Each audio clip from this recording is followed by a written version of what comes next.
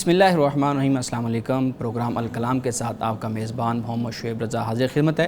ناظرین کرام، اس پروگرام کے پہلے حصہ میں ہم قرآن کریم کی کچھ آیات کو سمجھنے کی کوشش کرتے ہیں، اور دوسرے حصہ کے اندر اپنے عہد کے جو نمائندہ سیاسی، سماجی، مذہبی اور معاشرتی موضوعات ہیں ان سے متعلق کچھ سوالات ہمارے پاس ہوتے ہیں، ان کے جوابات ہم جاننے کی کوشش کرتے ہیں۔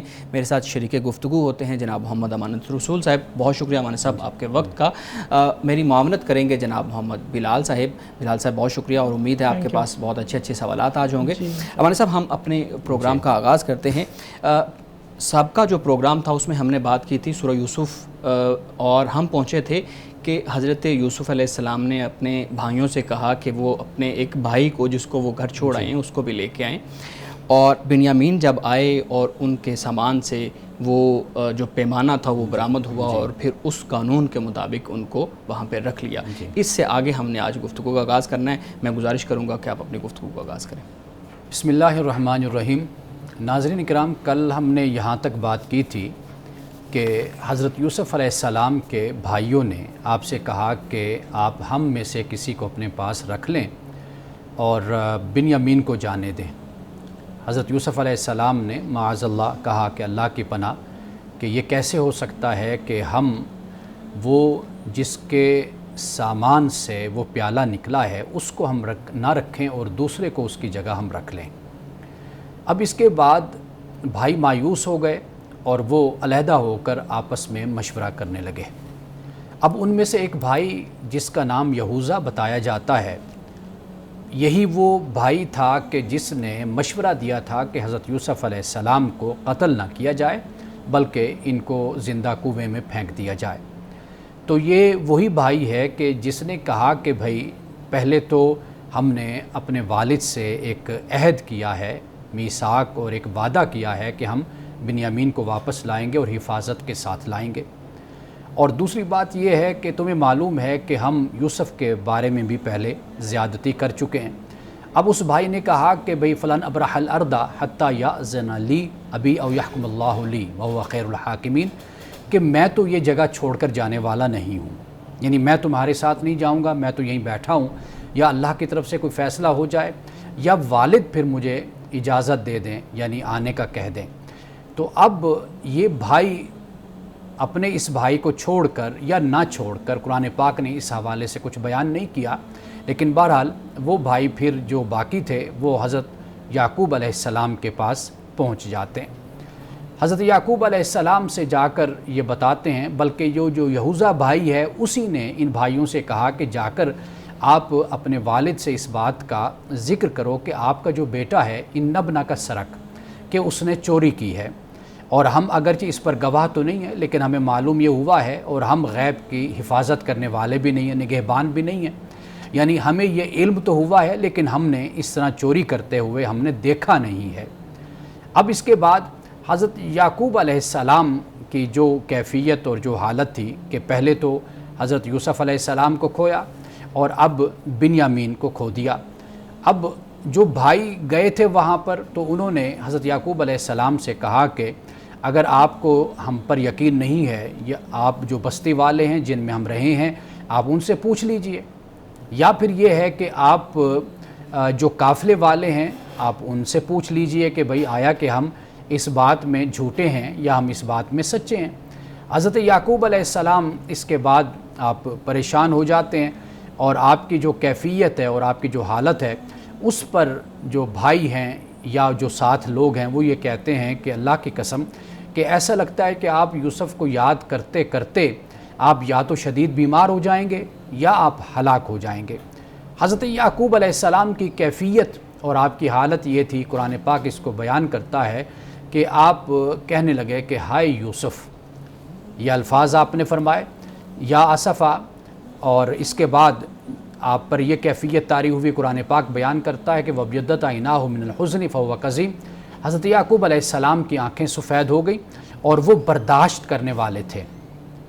یہاں پہ ناظرین اس بات کا خاص طور پہ ذکر کرتا چلوں کہ قرآن مجید سے پہلی کتابوں میں اس بات کو بیان کیا گیا ہے کہ حضرت یعقوب علیہ السلام نے اپنے بیٹوں کی اس جدائی میں آپ نے ایک ٹاٹ کا لباس باندھ لیا تھا اپنے کولے پہ، اور پھر یہ ہے کہ آپ جنگلوں کو نکل گئے تھے اور آہ و بکا کرنے لگے اور آپ چیخنے چلانے لگے، رونے لگے، یعنی بالکل ایک ایسا مظاہرہ کہ جو ایک نبی کی اور پیغمبر کی شان کے خلاف ہوتا ہے، اس کو بیان کیا جاتا ہے۔ لیکن قرآن پاک نے صرف اتنی بات بیان کی ہے کہ وَابْيَضَّتْ عَيْنَاهُ مِنَ الْحُزْنِ فَهُوَ كَظِيمٌ، کہ حضرت یعقوب علیہ السلام کی آنکھیں سفید ہو گئیں اور وہ برداشت کرنے والے تھے۔ آنکھیں سفید ہونے سے مراد یہ ہے کہ جیسے آنکھیں ڈبا جاتی ہیں، جیسے انسان جسے غلبۃ البکا کہا جاتا ہے کہ انسان روتا ہے، کہ جیسے کسی نے حضرت یوسف علیہ السلام کا ذکر کیا، کسی نے حضرت بنیامین کا ذکر کیا تو حضرت یعقوب علیہ السلام رونے لگ گئے۔ یا ایسا ہوتا ہے کہ انسان کسی کا بچہ دیکھتا ہے نوجوان، اور اس نوجوان بیٹے کو یا بچے کو دیکھ کر انسان کو اپنے بچے یاد آ جاتے ہیں۔ اگر اولاد دنیا سے چلی جاتی ہے، فوت ہو جاتی ہے، تو پھر بھی والدین کو صبر آ جاتا ہے، لیکن اگر اولاد اس طریقے سے غائب ہو جائے، اغوا ہو جائے یا کسی اور وجہ سے ماں باپ کے سامنے نہ رہے، تو پھر جو والدین کی کیفیت ہوتی ہے وہ ناقابل بیان ہوتی ہے۔ حضرت یعقوب علیہ السلام کے صبر کو بھی قرآن پاک بیان کر رہا ہے کہ آپ برداشت کرنے والے تھے، لیکن آپ کی آنکھیں جو ان سے تھی وہ ڈبا جاتی تھی۔ یعنی جو یہاں پر وَابْيَضَّتْ عَيْنَاهُ کے الفاظ آتے ہیں، اس سے یہ بات سمجھ آتی ہے، تو اس سے ہرگز یہ مراد نہیں ہو سکتا کہ حضرت یعقوب علیہ السلام نابینا ہو گئے اور آپ کی بینائی ختم ہو گئی۔ اب اس کے بعد قرآن پاک بیان کرتا ہے کہ حضرت یعقوب علیہ السلام نے اللہ کی بارگاہ میں یہ کہا کہ انما اشکو بسی وحزنی اللہ واعلم من اللہ ما لا تعلمون، کہ آپ نے کہا کہ میں اپنا غم اور اپنی تکلیف صرف اللہ کے سامنے ہی بیان کرتا ہوں، اس لیے کہ اللہ کی طرف سے جو مجھے علم دیا گیا ہے وہ میں جانتا ہوں جو تم نہیں جانتے۔ یعنی یہ پیغمبرانہ شان ہے، یہ پیغمبرانہ عظمت ہے اور یہ پیغمبرانہ مقام ہے کہ کسی بھی حال میں اللہ سے امید کا دامن نہیں ہاتھ سے جانے دینا، یعنی اللہ سے ہمیشہ امید رکھنی ہے کہ اس کی طرف سے بہتری ہوگی اور اس کی طرف سے بھلائی ہوگی۔ حضرت یعقوب علیہ السلام نے اپنے بچوں کو اس بات کی نصیحت فرمائی۔ آپ نے فرمایا کہ یا بنی اذهبوا فتحسسوا، اے میرے بچوں کہ تم جاؤ اور تم تلاش کرو بنیامین کو بھی اور بنیامین کے بھائی یعنی حضرت یوسف علیہ السلام کو، اور ولا تیأسوا من روح اللہ، اور اللہ تعالیٰ کی جو رحمت ہے اس سے تم مایوس نہ ہو، اس لیے کہ سوائے قوم کافر کے اللہ کی رحمت سے کوئی بھی مایوس نہیں ہوتا۔ اب یہ معاملہ ہے، یہ مکالمہ ہے کہ جسے یہاں پر قرآن پاک بیان کرتا ہے۔ اب بھائی کنعان سے واپس حضرت یوسف علیہ السلام کے پاس آ جاتے ہیں۔ اب اس کے درمیان کا جو سفر ہے قرآن پاک اس کو بیان نہیں کرتا، وہ کیا کڑی ہے اور کیا بیتی، کیا صورتحال ہے۔ اب قرآن پاک ڈائریکٹ اور براہ راست ہمیں حضرت یوسف علیہ السلام کے پاس لے کر آتا ہے اور پھر وہاں پر بھائیوں کا حضرت یوسف علیہ السلام سے مکالمہ ہوتا ہے۔ بہت شکریہ مانی صاحب۔ اچھا، میرے پاس کچھ سوالات ہیں آپ کی گفتگو سے متعلق۔ سب سے پہلے تو میں آپ کے سامنے سوال رکھوں گا۔ آپ نے خود ہی جیسے ابھی بات کی کہ حضرت یعقوب علیہ السلام سے متعلق کچھ ہمارے پاس چیزیں آتی ہیں اس طرح کی کہ انہوں نے اپنی حالت اس طرح کی بنا لی، ٹاٹ کا لباس پہن لیا اور یہ چیزیں ہیں۔ اسی طریقے سے ہمارے ہاں ایک اور چیز بیان کی جاتی ہے جس کو میں پڑھ رہا تھا تفسیر کے اندر، کہ جب حضرت یوسف علیہ السلام بھائیوں سے وہ بات کر رہے ہیں اور ایک بھائی کہہ رہے ہیں کہ میں تو واپس نہیں جاؤں گا، تو مکالمہ ہوتا ہے اور اس مکالمے کے اندر جب بحث ہوتی ہے اور اس بحث کے اندر اس بھائی کو بھی غصہ آتا ہے، وہ الزام لگاتا ہے، پھر حضرت یوسف علیہ السلام کو غصہ آتا ہے، ان کا چہرہ سرخ ہو جاتا ہے۔ یہ باتیں تفسیر کے اندر میں نے خود پڑھی ہیں۔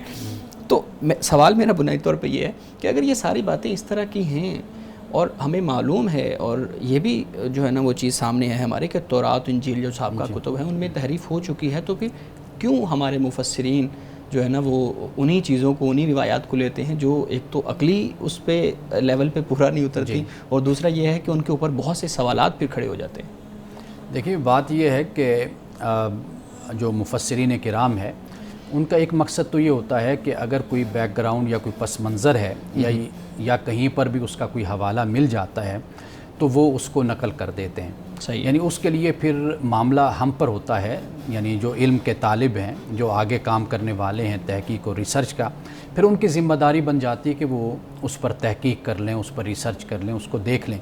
اب اگر کوئی بات میں نے شاید پہلے بھی یہ بیان کی تھی کہ کوئی ایسی بات کہ جو واضح نص کے خلاف ہے یا پیغمبرانہ شان کے خلاف ہے کہ قرآن پاک نے انبیاء علیہ السلام کا ذکر کیا اور ان کا جو کردار ہے، جو ان کا اخلاق ہے، جو ان کا صبر ہے، وہ جو قرآن پاک بیان کرتا ہے، اگر اس کے کوئی خلاف ایسی کوئی بات ہے تو واضح بات ہے کہ ہم اس کو رد کر دیتے ہیں، ہم اس کو نہیں مانتے۔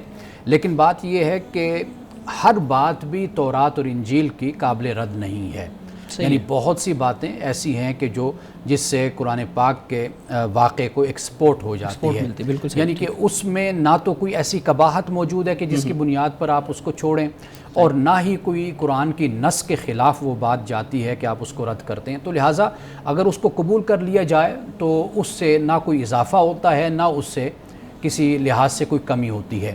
تو لیکن یہ ہے کہ ہم نے جو اصل بات سمجھنی ہے وہ قرآن مجید سے ہم نے سمجھنی ہے۔ ہمارے بعد مفسرین، مثال کے طور پر آپ اگر تفسیر ابن کثیر کو اگر آپ اٹھا کر دیکھیں تو علامہ ابن کثیر نے تاریخ بھی بیان کی ہے، یعنی اسلام کی جو تاریخ ہے اس کو بیان کیا ہے، واقع کربلا کو اگر آپ اٹھائیں گے اس کو بیان کیا، خلفاء کے زمانے کو بھی بیان کیا، بعد کے زمانوں کو بھی بیان کیا۔ تو کچھ مفسرین کرام کا جو مزاج ہے وہ کچھ تاریخی رجحان ان کا زیادہ ہوتا ہے، تو لہٰذا وہ ان باتوں کو بھی تفسیر میں شامل کر دیتے ہیں اس کی وضاحت کے لیے۔ لیکن یہ کہ قرآن پاک نے جتنی بات بیان کی ہے وہ صرف اتنی بات بیان کی ہے کہ بھئی کہ انہوں نے حضرت یوسف علیہ السلام کے حوالے سے کہا بھی اگر اس نے چوری کی ہے تو اس کے بھائی نے بھی چوری کی ہے، تو یہاں پر تو یہ بات ہمیں مل رہی ہے۔ پھر قرآن پاک نے جس اسلوب میں اس بات کو بیان کیا کہ حضرت یوسف علیہ السلام نے اس بات کو آپ پی گئے، یعنی آپ نے اس کو برداشت کیا، اور آپ نے کہا کہ وَأَنْتُمْ شَرٌّ مَكَانًا، کہ تم لوگ جو ان سے بڑے شریر قسم کے تم لوگ ہو، کہ تم یعنی ایسی غلط بات یوسف کی طرف تم منسوب کر رہے ہو۔ اب یہ وہ مقام تھا کہ حضرت یوسف علیہ السلام نے اس مقام پر اس کا اظہار بھی نہیں کیا، کیونکہ اللہ کی طرف سے حکم بھی نہیں تھا اور ابھی وقت بھی نہیں تھا کہ بھئی آپ یہ بتاتے کہ بھئی میں تمہارا بھائی ہوں، میں یوسف ہوں۔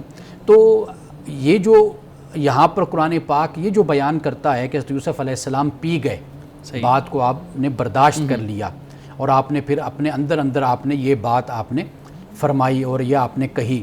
اب اگر کوئی اسی بات کو بڑھاوا دے کر آگے ساری وہ کہانی بنا لیتا ہے کہ بھئی پھر یوسف اور برادران میں آپس میں کوئی بحث ہوئی، کوئی مباحثہ ہوا، کوئی مکالمہ ہوا اور کچھ تو میں ہو گئی، تو میرا خیال ہے کہ یہ پھر وہ اسی سے ہی مزید اخذ کر کے بات کو آگے بڑھا رہا ہے۔ باقی قرآن نے جتنی بات بیان کی ہے وہ بات تو بالکل ایسی نہیں ہے۔ اور پھر احادیث کی طرف بھی ہم جائیں تو آپ دیکھیے کہ رسول اللہ صلی اللہ علیہ وسلم نے بھی حضرت یوسف علیہ السلام کی جو برداشت ہے، جو صبر ہے اور جو حوصلہ ہے وہ اس کو آپ نے بھی بیان فرمایا ہے بہت اچھے طریقے سے، اور بالکل قرآن بھی ان کے صبر اور اس حوصلے کو بیان کرتا ہے۔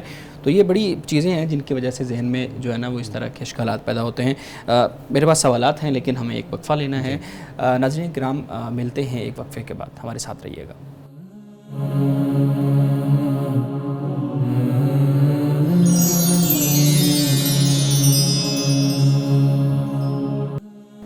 Welcome back.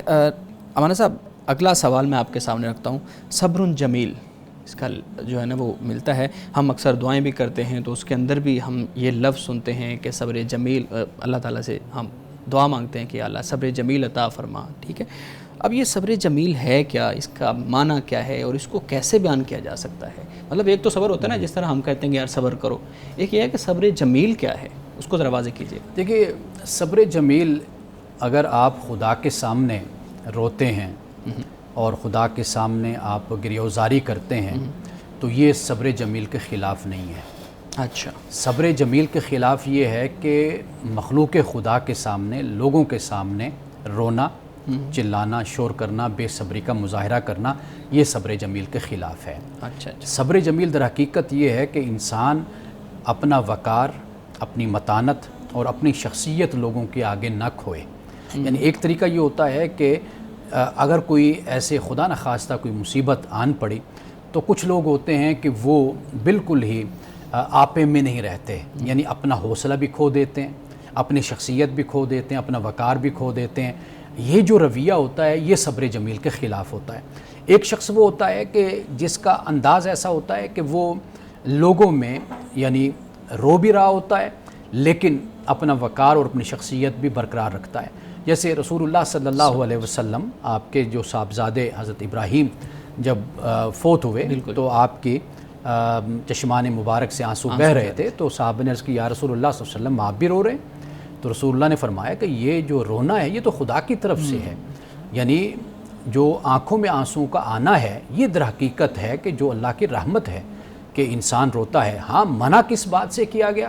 منع یہ کیا گیا کہ انسان بے صبری کا مظاہرہ کرے اور انسان اپنا گریبان پھاڑ دیتا ہے، انسان اپنے کپڑے پھاڑ دے، انسان اپنے چہرے کو نوچتا ہے، اپنے چہرے کو پیٹتا ہے۔ یہ جو رویہ انسان اختیار کرتا ہے یہ ہے کہ جو صبر جمیل کے خلاف ہے۔ قرآن پاک میں ایک مقام نہیں، 2-3 اور مقامات بھی ہیں کہ جہاں پہ اللہ سبحانہ و تعالیٰ نے فصبر صبرا جمیلا اس بات کی تلقین فرمائی ہے کہ صبر کرو۔ کون سا صبر؟ کہ جو خوبصورت ترین جو صبر ہے وہ تم اختیار کرو۔ اور اس کی سمپل جو سادہ تعریف ہے، طریقہ ہے، وہ یہ ہے کہ اللہ کے سامنے انسان کا رونا، انسان کا گڑ گڑانا، گریہوزاری کرنا، دعا کرنا، یہ صبر جمیل کے خلاف نہیں۔ رب کے سامنے جتنا چاہے بندہ روئے، جتنا چاہے مانگے، آہو بکا کرے رب کے سامنے، وہ رب کو پسند ہے۔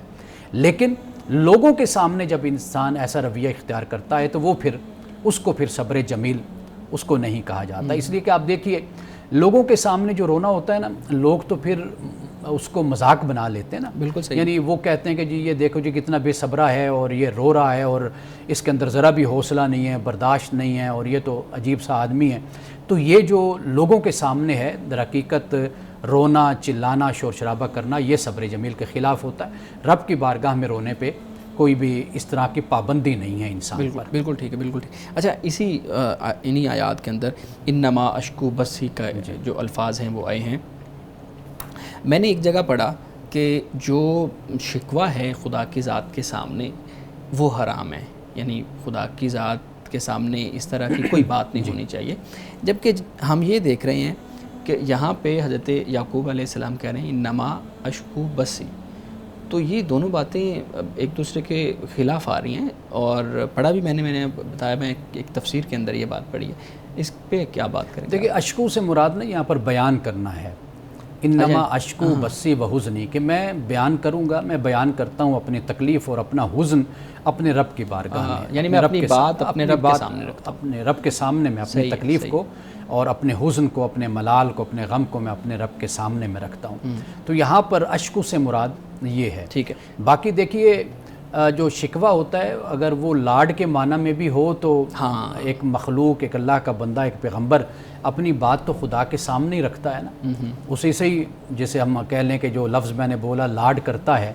وہ اللہ سبحانہ و تعالیٰ کا مقرب بندہ ہے، وہ اپنی بات، وہ اپنا سب کچھ خدا کے سامنے ہی اس کو بیان کرتا ہے۔ طریقہ کار بھی تو ہو سکتا ہے نا بات کرنے کا، خدا کے ساتھ جس طرح کا تعلق ہے وہ، ہم نے کئی اس طرح کی چیزیں، واقعات سنے ہیں کہ خدا کے ساتھ اور طرح سے، یعنی اپنی پنجابی زبان میں، سرائکی زبان میں، یا جو آپ کی نیٹیو زبان ہے اس کے اندر انہی الفاظ کے ساتھ خدا کو پکارنا۔ دیکھیے ایک جو شکوہ ہوتا ہے نا وہ ناشکری کا انداز ہوتا ہے، صحیح ہے، تو اس کی ممانعت ہے کہ رب کی بارگاہ میں کہ انسان پر کوئی تکلیف چھوٹی سی آ گئی تو وہ رونے بیٹھ گیا اور یہ بھول گیا کہ رب نے اور کیا کچھ اس کو عطا کیا ہوا ہے۔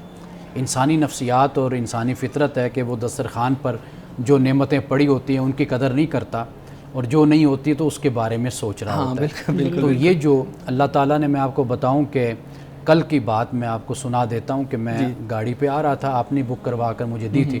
اب وہ ڈرائیور جو ہے وہ، اس کا ایک بیٹا کسی خاص بیماری میں مبتلا ہے، یعنی وہ اس طرح کہ اس وقت اس کی عمر اگر 16 سال کی ہے، 15 سال کی، تو وہ بچہ بالکل ابھی ایسے ہی ہے کہ جیسے کوئی 2-4 سال کا بچہ ہے۔ اچھا، اس کی گردن بھی ڈھیلی ہے اور وہ واش روم نہیں جا سکتا، پیمپر لگایا جاتا ہے۔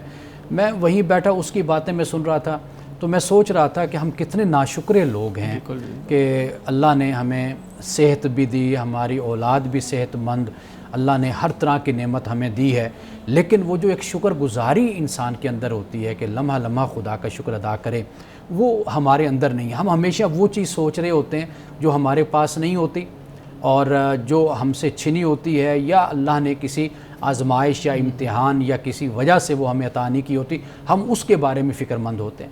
یعنی یہ صحت دیکھیے کتنی بڑی خدا کی نعمت ہے، اور پھر صحت مند اولاد خدا کی طرف سے عطا ہوئی کہ یہ کتنی بڑی نعمت ہے۔ اور وہ ماں اور وہ باپ کتنی تکلیف میں ہوں گے کہ جو ہر وقت اس بچے کو جو بستر پہ لیٹا ہوا ہے اس کو کھلاتے بھی ہیں۔ وہ بتا رہے تھے کہ بھئی 1.5 گھنٹہ 1 گھنٹہ بھی ماں اگر اس کے سامنے نہ ہو بچے کے تو وہ بچہ چپ کر جاتا ہے، اور پھر کھاتا بھی اپنی ماں کے ہاتھوں سے ہے. اب آپ دیکھیے وہ بیچاری ماں کی کیا زندگی ہوگی کہ جہاں جانا اس کو ساتھ لے کر جانا. تو گویا کہ انسان اگر اپنی زندگی پر نظر ڈالے اپنے آپ پر تو میرا خیال ہے وہ پھر سجدے سے بھی سر نہ اٹھائے کہ جتنی نعمتیں اور جتنے احسانات اور فضل اللہ کے انسان کی ذات پر ہیں. بس وہ ایک انسان کو ساری چیزیں جب موجود ہوتی ہیں تو پھر اس کو ان کی قدر نہیں ہوتی, وہ دوسرے جو اس کے مقابل میں لوگوں کے پاس ہوتی ہیں ان کی طرف ملتے ہیں. کچھ سوالات اور بھی ہیں, یہاں پہ ایک وقفہ لینا ہے مجھے. ناظرین کرام ہمارے ساتھ رہیے گا, ملتے ہیں وقفے کے بعد.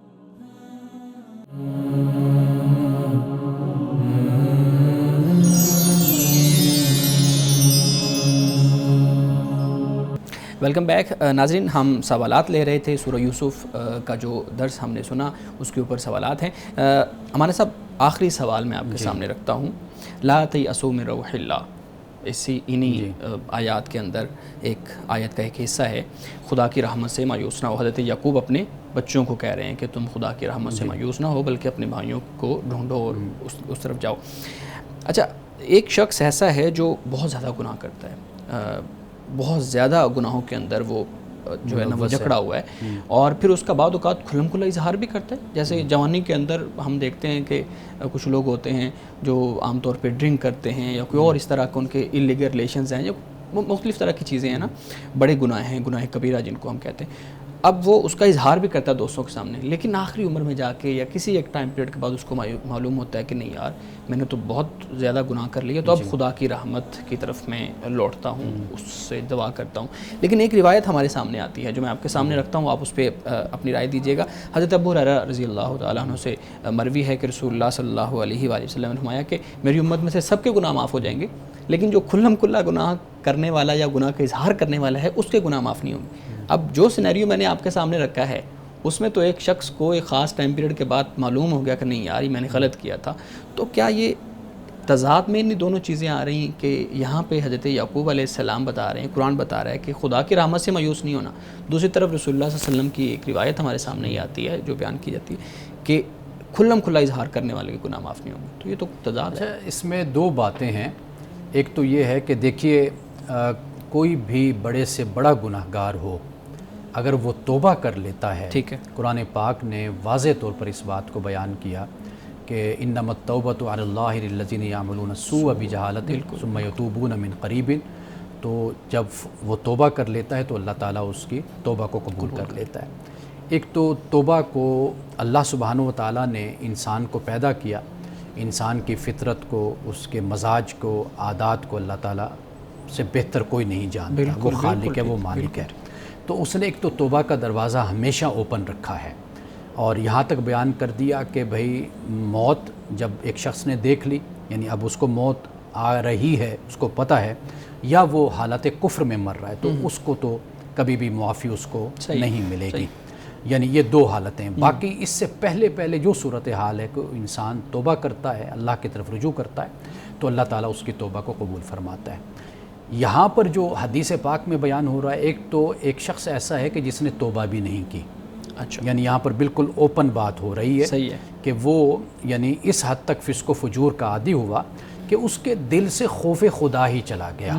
یعنی گناہ کا تصور جو ہوتا ہے نا, کہ انسان کے اندر ایک ڈر ہوتا ہے کہ یہ میں غلط کام کر رہا ہوں, یہ میں چوری کر رہا ہوں, یہ ڈاکہ ڈال رہا ہوں, قتل کر رہا ہوں, زنا کر رہا ہوں, شراب پی رہا ہوں, یا کوئی اس طرح کی حرکت, ذرا بھر بھی اس کے اندر خوف نہیں پیدا ہوتا. بالکل صحیح. اور وہ اسی حالت میں ہی اس دنیا سے چلا جاتا ہے. اس کے علاوہ دیگر گناہ بھی اس کے ہیں. مثال کے طور پر کوئی ایسا شخص ہے کہ اس نے دیگر گناہ کیے ہوئے ہیں, لیکن وہ ایسا جری قسم کا انسان نہیں ہے, تو واضح بات ہے کہ خدا کے پاس وہ جاتا ہے, اللہ تعالیٰ اپنے فضل سے, اپنی رحمت سے اس کو معاف کر سکتا ہے. لیکن یہ شخص جو ان سے یہ بغیر توبہ کیے ہوئے جاتا ہے, اب فاسق بھی ہے, یہ فاجر بھی ہے, اور علی اعلان اور بڑی جرت والا ہے کہ اس کو پرواہ کسی چیز کی نہیں ہے. اب جب یہ خدا کی بارگاہ میں جائے گا تو واضح بات ہے کہ پھر اس کو کہاں پر معافی ملنی ہے. لیکن چاہے چھوٹا گناہ کرنے والا ہو یا بڑا, لیکن اگر وہ توبہ کر کے چلا جاتا ہے خدا کی بارگاہ میں, معافی مانگ لیتا ہے, تو پھر قرآن پاک یہ بیان کرتا ہے کہ لا تقنطوا من رحمت اللہ ان اللہ یغفر الذنوب جمیعا, کہ بے شک اللہ تعالیٰ سب گناہوں کو اللہ معاف کر دیتا ہے, اللہ کی رحمت سے تم مایوس نہ ہو. تو لہٰذا اللہ سبحانہ و تعالیٰ ہماری طرح ماضی کو نہیں دیکھتا, ہم تو دیکھتے ہیں نا کہ اگر آج کوئی شخص نیک ہو جائے مثلا توبہ کر لے، ہم کہتے ہیں جانتے ہیں بھئی ہم اس کو ایسے ہوتا تھا یہ ماضی میں، لیکن اللہ سبحانہ و تعالیٰ انسان کی ہسٹری کو، انسان کی تاریخ اور ماضی کو نہیں دیکھتا، اور جیسے بندہ اس کے پاس آتا ہے وہ فرماتا ہے کہ بس یہ میرا بندہ آج اس طرح گناہوں سے پاک اور صاف ہو گیا کہ جیسے یہ آج اپنی ماں کے بطن سے دنیا میں آیا، باہر آیا، یعنی تو اس حد تک توبہ کا اعلان ہو جاتا ہے۔ جس حالت کے اندر وہ انسان خدا کے سامنے جا رہا ہے اس حالت کو خدا دیکھ رہا ہے کہ یہ کتنا نادم ہو کے اور کس دل کے ساتھ اس کی کیفیت خدا کے سامنے، خدا ماضی کو یا گناہوں کی کمیت اور تعداد کو خدا نہیں دیکھتا۔ یہ بنیادی بات ہے جو قرآن پاک ہمیں سمجھاتا ہے۔ صحیح ہے، بڑی انتہائی خوبصورت بات آپ نے کی ہے، بہت شکریہ مولانا صاحب، آپ نے بہت ہی احسن انداز میں سورہ یوسف کا جو یہ ہمارا پورشن تھا اس کو بیان کیا ہے اور اس کے سوالات کے جوابات دیے ہیں۔ ہمارے پاس کچھ سوالات ہیں، بلال صاحب ہمارے پاس موجود ہیں۔ بلال صاحب آپ کے پاس کچھ سوالات ہوں گے، آپ ایک ایک کر کے مولانا صاحب کے سامنے رکھیے گا تاکہ ہم ان کے جوابات جان سکیں، پلیز۔ جی بہت شکریہ شعیب صاحب، تھینک یو سو مچ۔ سر میرے پاس کچھ سوالات ہیں، اور جو پہلا سوال ہے آج کے ہمارے اس سیشن کا وہ یہ ہے کہ لڑکی اپنی شادی کے دن میک اپ کرواتی ہے، دلہن بنتی ہے، اب سوال یہ ہے کہ اس کا میک اپ ہوا ہے، اس نے نماز ادا کرنی ہے، تو وہ کیا ہر نماز کے لیے وضو کرے گی؟ اوبویسلی اس کا میک اپ اترے گا، پھر نماز کے بعد کیا وہ دوبارہ میک اپ کرے گی؟ پھر ایک اور بڑی بات کہ نیل پالش لگی ہوتی ہے، تو کیا نیل پالش بھی وہ پھر اتارے گی اور پھر وضو کرے گی؟ اس بارے میں کلیئرٹی دیجیے۔ اچھا، پہلی بات تو یہ ہے کہ ان مسائل میں ہمارے علماء کی جو آراء ہوتی ہیں، فتاویٰ ہوتے ہیں، وہ مختلف ہوتے ہیں جی، اور یہ ایک فطری بات ہے، یعنی اس کو کوئی اس صورت میں نہیں لینا چاہیے کہ جی دیکھیں جی یہ علماء کا کبھی اتفاق ہی نہیں ہوتا، تو یہ نہیں ہمیں سوچنا چاہیے۔ کیوں؟ اس لیے کہ رسول اللہ صلی اللہ علیہ وسلم کے زمانے میں تو ایسی کوئی صورت نہیں تھی کہ جس کی بنیاد پر ہم یہ بات کہہ سکیں کہ بھئی آپ کے دور میں اگر پالش تھی، نیل پالش تھی یا میک اپ تھا تو وہ کیا طریقہ اختیار کرتے تھے۔ اب اس کے حوالے سے نا تین آراء ہمارے سامنے علماء کی آتی ہیں۔ ایک رائے تو یہ ہے کہ جیسے آپ مسح کرتے ہیں، یعنی آپ نے اگر جرابیں پہنی ہوئی ہیں یا موزے پہنے ہوئے ہیں تو آپ مسح کر لیتے ہیں، تو اسی طرح اگر ایک خاتون وضو کر کے اپنا پھر اس کے بعد نیل پالش لگا لیتی ہے تو وہ اس کے بعد پھر جتنے بھی یعنی وہ اس کے بعد وضو کرے گی تو اس کے بعد وہ مسح کر کے جیسے ہم اپنے جرابوں پر یا اپنے موزوں پر کر لیتے ہیں اسی طریقے سے وہ ایک دن کے لیے وہ نمازیں پڑھ سکتی ہے۔ صحیح ہے، ایک تو مسئلہ یہ بیان کیا جاتا ہے۔ دوسرا مسئلہ یہ بیان کیا جاتا ہے جو زیادہ شدت کا ہے، وہ یہ ہے کہ ہر وضو کے لیے وہ نیل پالش کو اتارے گی، صاف کرے گی، پھر اس کے بعد وہ دوبارہ وضو کرے گی، پھر نماز پڑھے گی، پھر لگا لے، پھر اگر وضو ٹوٹ جاتا ہے تو پھر بھی وہ اتار کر کرے گی۔ صحیح ہے جی، ٹھیک ہے، نیل پالش۔ ٹھیک ہے۔ تیسری رائے یہ ہے کہ جو یہ نیل پالش لگی ہوئی ہے یہ ایسے ہی ہے کہ جیسے لوگ رنگ ساز ہوتے ہیں، ڈسٹمبر کرنے والے ہوتے ہیں، چونا کرنے والے ہوتے ہیں، تو ان کے بھی لگے ہوتے ہیں۔ آپ دیکھیے کہ اب اگر یہ اتارنے پر لگ جائیں تو ان کو بڑی مشکل پیش آتی ہے، اور پھر اسی طریقے سے ہم نے دیکھا کہ ہمارے ساتھ مسجد میں کپڑے بھی ان کے رنگ والے ہوتے ہیں، ہاتھ بھی ایسے چونے اور ڈسٹمبر والے ہوتے ہیں، اسی کے ساتھ وضو کر کے وہ آ کر نماز پڑھ لیتے ہیں۔ اب وہ بیٹھیں اگر اپنی جلد سے ڈسٹمبر اتارنے بیٹھ جائیں، پاؤں سے اتارنے بیٹھ جائیں، ہاتھوں سے اتارنے بیٹھ جائیں تو بہت مشکل پیش آئے گی، تو وہ اسی طریقے سے ہی وضو کر کے نماز پڑھ لیتے۔ یہ تیسری رائے ہے۔ اور چوتھا مسئلہ یہ ہے کہ اب میرا خیال ہے کہ ناخن پالش والا جو مسئلہ ہے وہ بھی اب نہیں رہا، اب وہ آرٹیفیشل چیزیں بھی آ گئی ہیں کہ جو استعمال کر لی جاتی ہیں اور ریموور بھی ہوتے ہیں وہ بھی استعمال ہو جاتے ہیں، وہ تو لیکن وہ تو تب ہوگے نا جب آپ نیل پالش لگائیں گے تو پھر آپ اس کو استعمال کریں گے نا۔ میں یہ بتا رہا ہوں کہ آرٹیفیشل بھی نیلز وغیرہ یہ آ گئے ہیں تو اب وہ بھی لگا لیے جاتے ہیں، تو میرا خیال ہے اب یہ مسئلہ بھی کوئی اتنا اہم نہیں رہا۔ جی سر، دوسری جو بات تھی کہ میک اپ اس نے کیا ہوا ہے تو وضو کرے گی، اوبویسلی چہرہ دھوتے وقت میک اپ بھی اس کا اترے گا، اس بارے میں بھی بتائیں۔ وہی اسی مسئلے کو جو میں نے 3-4 آراء آپ کے سامنے رکھی ہیں اس کو اسی پر بھی آپ اپلائی کر سکتے ہیں، بالکل صحیح ہے، اس کے اندر ہم لے سکتے ہیں۔ جو آپ نے دوسرا اور تیسرا مسئلہ بیان کیا ہے، جو رائے دی ہے، مجھے لگتا ہے وہ تو قابل عمل نہیں ہے، کوئی بھی ایسا نہیں کرے گا کہ ہر نماز سے پہلے دوبارہ وضو کرے، میک اپ اترے گا پھر دوبارہ میک اپ کروائیں، تو ایسا تو بہت مشکل ہے کہ کوئی بھی دلہن ایسا کرے۔ جو معمول ہے وہ یہی ہے جو آپ کہہ رہے ہیں، آپ صحیح کہہ رہے ہیں، وہ یہی ہے کہ مسح کر لیا جاتا ہے. کیونکہ عام طور پہ میں نے تو یہ دیکھا ہے کہ نمازیں چھوڑ دیتے ہیں, وہ نہیں پڑھتے, بعد میں ہو سکتا ہے قضا کر لیتے ہوں یا جو بھی طریقہ کار ہے, لیکن یہ کبھی بھی نہیں دیکھا کہ وہ دوبارہ ہر نماز کے لیے چہرہ دھلے اور پھر میک اپ ہو, ایسا نہیں ہوتا. بہت واضح بات ہے کہ یہ مشکل ہو بہت مشکل ہے. تو یہ اب یعنی خواتین کو بتایا جائے کہ وہ مسح کر لیں اور اس کے بعد پھر اسی میک اپ کے ساتھ, یعنی وہ میک اپ لگا رہے, کوئی مسئلہ نہیں ہے. بالکل ایک رائے تو ہے نا, یہ ہمارے سامنے جیسے بیان کیا ہے, ایک رائے تو ہے. جی سر, ہمارے پاس جو ہے نا وہ ابھی ایک وقت ہوا ہے بریک کا, تو بریک کے بعد آپ کے سوالات دیں. ناظرین کرام ہمارے ساتھ رہیے گا, ملتے ہیں ایک بریک کے بعد.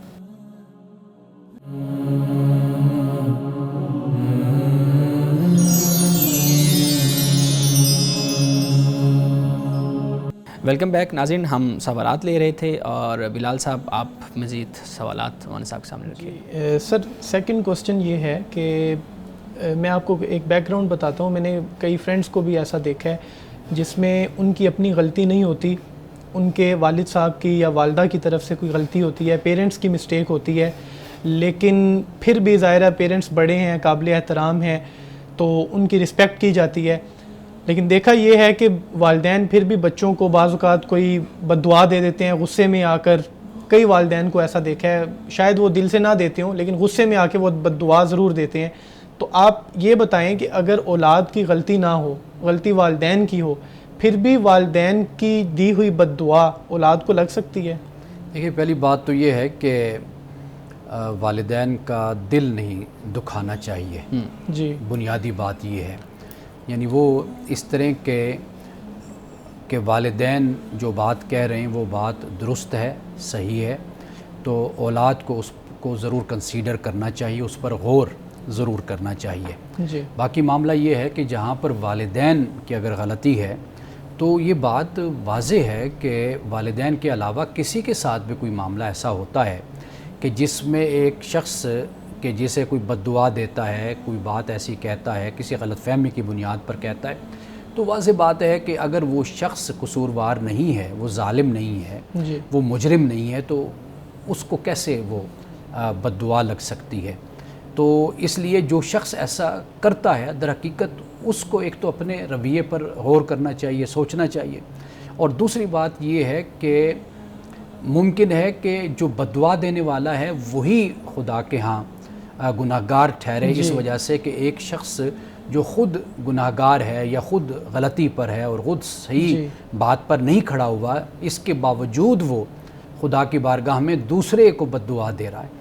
تو گویا کہ خدا کو تو یہ طریقہ پسند نہیں ہے نا, کہ خدا ظالم کی بات تو نہیں سنتا, خدا تو ہمیشہ مظلوم کی آواز کو سنتا ہے. اور جیسے حدیث پاک میں آتا ہے کہ جو مظلوم ہوتا ہے اس کی جو بد دعا ہے, دعا ہے, وہ تو عرش سے بھی گزر کر خدا کی بارگاہ میں پہنچتی ہے, عرش بھی اس کے لیے رکاوٹ نہیں بنتا. تو یہاں پر جو معاملہ سامنے آتا ہے وہ یہی ہے کہ والدین ذمہ دار اگر ہیں تو ان کی جو بد دعا ہے وہ اولاد کے حق میں تو کبھی نہیں جائے گی. ممکن ہے کہ اس سے ان کو گناہ ہو کہ بھئی انہوں نے خود غلط ہو کر بھی اپنی اولاد کو بد دعا دی ہے. جی سر, ایک چیز میں مزید ایڈ کرنا چاہوں گا. ہمارے ہاں یہ بھی کہا جاتا ہے نا کہ دنیا مکافات عمل ہے. اگر ایک شخص نے اپنے والدین کے ساتھ اچھا سلوک نہیں کیا تو اس کے بچے بھی سیم ایز اٹ از اس کے ساتھ کریں گے. اور ہمارے ہاں بہت جو ہے نا مشہور ہے یہ بات کہ چلو یہ جدو یہ بڑا ہوئے گا نا پھر دیکھیں گے اندی اولاد ایویں ہی کرے گی, ٹھیک ہے. اور ایک وہ ہمارے ہاں ایک روایت سے بھی بیان کی جاتی ہے کہ وہ ایک شخص اپنے باپ کو پھینکنے جا رہا تھا نہر میں, تو اس نے کہا تھوڑا سا آگے پھینکنا کیونکہ یہاں میں نے اپنے باپ کو پھینکا تھا. تو یہ ضروری ہے کہ اگر ایک نسل نے اس طرح کی غلطی کی ہے تو اگلی چاہے جتنی مرضی اچھی ہے وہ ایسے ہی کرے گی. دیکھیے جو یہ سبق آموز قصے ہوتے ہیں نا, ان کو عقل کے پیمانے پہ اس طریقے سے نہیں پرکھتے. یعنی آپ اس کا ہر پہلو سے جائزہ نہیں لے سکتے. اس میں ایک چیز بیان ہوتی جو انسان کو سمجھائی جاتی ہے, جیسے لطیفہ ہوتا ہے. جی, اب لطیفے کو سن کر آپ نے اس کا جو اصل پوائنٹ ہے اس سے آپ نے ایک حظ جس کو کہتے ہیں ایک آپ نے لطف اٹھانا ہوتا ہے. صحیح ہے. اگر آپ اس کی گہرائی میں چلے جائیں اور اس کا جائزہ لینا شروع کر دیں تو پھر وہ لطیفہ نہیں رہتا. اسی طرح جو کہانی ہوتی ہے اس میں صرف اتنی سی بات ہے کہ اولاد کو خبردار کیا گیا, انہیں بتایا گیا کہ دیکھو اگر آج آپ اگر یہ سلوک کر رہے ہیں تو پھر کل آپ اپنے اس رویے کے نتیجے میں جو ماحول بنے گا، جو حالات بنیں گے، تو پھر اس کے لیے تم بھی تیار رہو۔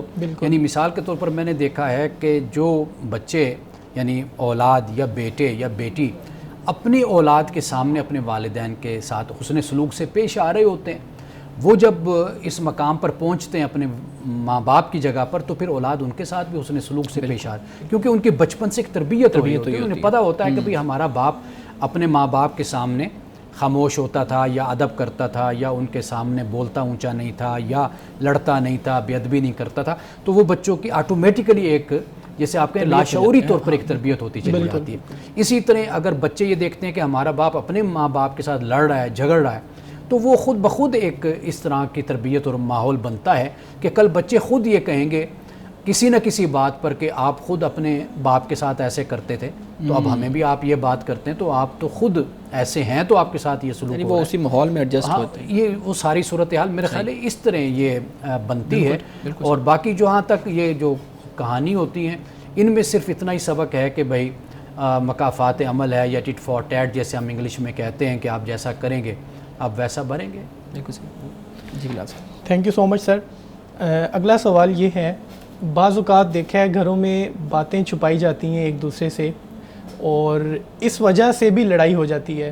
شاید جو باتیں چھپا رہا ہے وہ اس وجہ سے چھپا رہا ہے کہ لڑائی نہ ہو جائے کہیں بتانے سے، لیکن اس وجہ سے بھی لڑائی ہو جاتی ہے، خاص طور پہ میاں بیوی کے درمیان، کہ وہ شاید نیو کپلز میں ایسا زیادہ ہوتا ہے کہ ایک دوسرے سے باتیں چھپانے کی وجہ سے لڑائی ہو جاتی ہے۔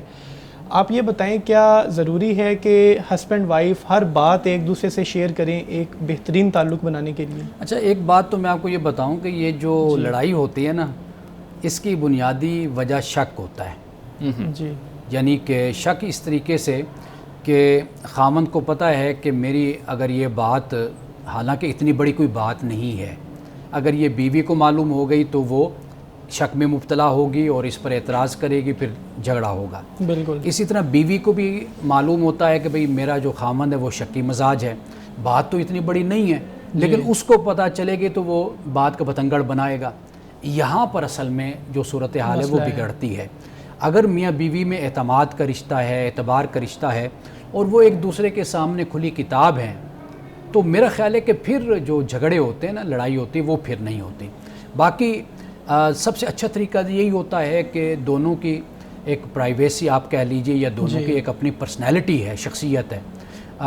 بیوی ہے، خامند ہے، تو اپنی ایک پرسنالٹی ہے۔ مثال کے طور پر بیوی کے بہن بھائی ہیں، ماں باپ ہیں، ان کے ساتھ گفتگو، معاملات، بہت کچھ ایسا ہوتا ہے، جی ٹھیک ہے۔ اسی طرح خامند ہے، اس کے بھی بہن بھائی ہیں، ماں باپ ہے، بہت کچھ ایسا آپس میں ڈسکشن، گفتگو ہوتی ہے، بہت سے معاملات ایسے ہوتے ہیں۔ اگر ایک دوسرے کو نہیں کریدا جاتا تو یہ بھی بہت اچھا عمل ہے، طریقہ ہے۔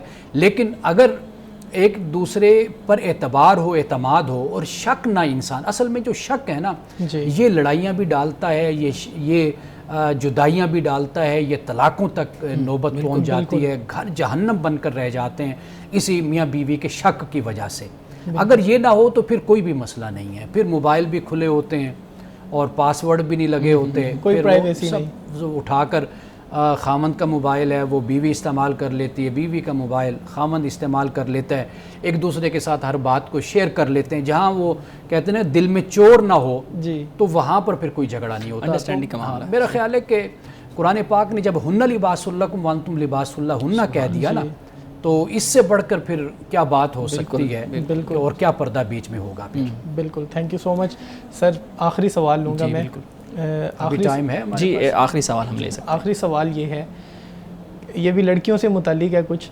آپ یہ بتائیے گا کہ لڑکیاں، مسلمان لڑکیاں ہر طرح کی کھیل میں حصہ لے سکتی ہیں؟ بہت ساری سپورٹس اور گیمز میں ان پر پابندی لگائی جاتی ہے، ان کو منع کیا جاتا ہے، کچھ میں جیسے اسکول کالج ہے ان کی طرف سے، یا گارڈین ہیں، پیرنٹس ہیں، ان کی طرف سے، تو شریعت کیا کہتی ہے، اسلام کیا کہتا ہے اس بارے میں؟ دیکھیے، بنیادی بات جو ہے نا، اس وقت جو آج کا ہمارا ماحول ہے، ہم اس پر پہلے بات کر چکے ہیں کہ کالج میں، یونیورسٹی میں بچی نے جانا ہے، پڑھنا ہے۔ اب وہ ماحول نہیں ہے کہ آپ کسی کو کسی جگہ پر کنفائن کر دیں، آپ بند کر دیں۔ اب بچے ہوں یا بچیاں ہوں، وہ ہر میدان میں آگے بڑھ رہی ہیں۔ اب اصل جو بات ہے وہ ان کی اخلاقی تربیت کی ہے، ان کے کردار کی ہے۔ خود جب ایک انسان کی شخصیت اس طرح پروان چڑھتی ہے، اس طرح بنتی ہے، وہ خود اپنے اوپر کچھ پابندیاں عائد کرتا ہے، وہ دیکھتا ہے کہ مجھے یہ کرنا ہے، مجھے یہ نہیں کرنا، میں کیا کروں، میں کیا نہ کروں۔ تو میرا خیال ہے کہ ہمیں اصل اس بات پر توجہ کرنی چاہیے کہ ہم اپنی بچیوں کی، اپنی بیٹیوں کی، بیٹوں کی ہم اس طریقے سے تربیت کریں کہ وہ خود ہی فیصلہ کریں کہ بھئی کیا اچھا ہے، کیا برا ہے۔ یعنی میں آپ کو ایک چھوٹی سی مثال دوں گا اگر وقت ہو تو۔ جی مختصر وقت ہے ہمارے پاس۔ وہ یہ ہے کہ مثال کے طور پر دیکھیے کہ یورپ ہے، وہاں پر مسلمان بچیاں بھی ہوتی ہیں۔ اب وہ جب ماں باپ پہلے دن سے تو ان کی تربیت کا خیال نہیں کرتے، لیکن جب وہ جوان ہو جاتی ہیں، اب جب وہ خود اپنی مرضی سے شادی کرنا چاہتی ہیں یا چاہتے ہیں، بیٹا ہے، تو اب ماں باپ کا اسلام جاگ اٹھتا ہے۔ اب وہ کہتے ہیں نہیں، اسلام یہ کہتا ہے، اسلام یہ نہیں کہتا، یہ ہماری روایت ہے، یہ ہمارا کلچر ہے فلاں۔ بھائی یہ بات پہلے دن سے آپ نے بچوں کو بتانی تھی نا، ان کی تربیت اس طریقے سے کرنی تھی، یہ اس کی نوبت بھی نہ آتی۔ جب وہ مینٹلی یا تربیت میں وہ اس طرح پروان چڑھ چکے ہیں، اب آپ کھڑے ہو کر ان کو یہ باتیں سمجھاتے ہیں اور پھر اب آپ آمر ڈکٹیٹر بن کر آپ ان پر حاوی ہونا چاہتے ہیں، تو یہ ناممکن بات ہو جاتی ہے۔ تو لہٰذا بچوں کو یہ بات سمجھانی چاہیے کہ بھئی آپ اپنے لباس کا کھیل میں بھی جانا ہے، آپ اپنے لباس کا خیال کریں، اپنی شخصیت کا خیال کریں۔ آپ مرد ہیں، آپ عورت ہیں، یہ آپ کا دین آپ کو کہتا ہے، یہاں تک آپ کو اجازت ہے، یہاں تک اجازت نہیں ہے۔ یہ بچوں کو آپ تعلیم دیں، پھر اس کے مطابق بچے پھر آگے بالکل قدم بڑھاتے ہیں۔ صحیح، ایسا ہی ہوتا ہے کہ آپ بچوں کی تربیت کرتے ہیں اور بچے پھر خود ڈیسیجن لیتے ہیں۔ بلال صاحب، جو ہمارا وقت ہے وہ ختم ہونے کے قریب ہے۔ امانہ صاحب بہت شکریہ، آپ نے بہت احسن انداز کے اندر سورہ یوسف کی آیات کا منشا ہمارے سامنے رکھا اور بہت ہی اچھے انداز سے آپ نے سوالات کے جوابات دیے۔ ناظرین کرام، ہمارے پروگرام کا وقت ختم ہوا چاہتا ہے۔ اس دعا کے ساتھ ہم اختتام کریں گے۔ خدا تعالی ہمیں حسن کلام اور تاثیر کلام عطا فرمائے، ہماری زبان کی گروں کو کھول دے، سننے والوں تک خیر کا پیغام پہنچے۔ اجازت دیجیے، خدا حافظ۔